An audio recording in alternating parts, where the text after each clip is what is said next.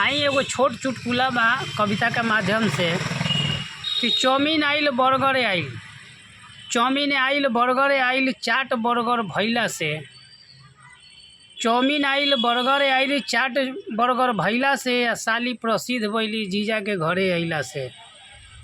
Chow mein के चाट गइल burger ना पाता, चाउमीन के चाट गइल बर्गर ना पाता, जीजा अइले घरे तो साली ना पाता। जीजा गइले मिठाई लेके प्लास्टिक में टान के, जब जीजा जी जाइले ससुरारी तो मिठाई ले ले चल देले गड़िया में टांग ले प्लास्टिक में घड़ी। तो जानते बानी कि घड़ी ये चलते बा जो झोरा लोग लेके नहीं के जात प्लास्टिक में टांग के चल देता। तो जीजा गइले घरे मिठाई लेके प्लास्टिक में टांग के, या रास्ता में कुकरा देखलक खा गइल फान के, नोचलक ले भाग गइल।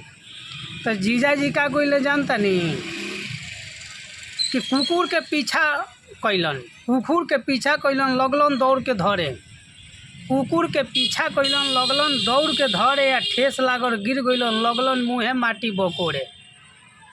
जब ठेस लागल गिरलन तो लगलन माटी मुँहे से भकोरे।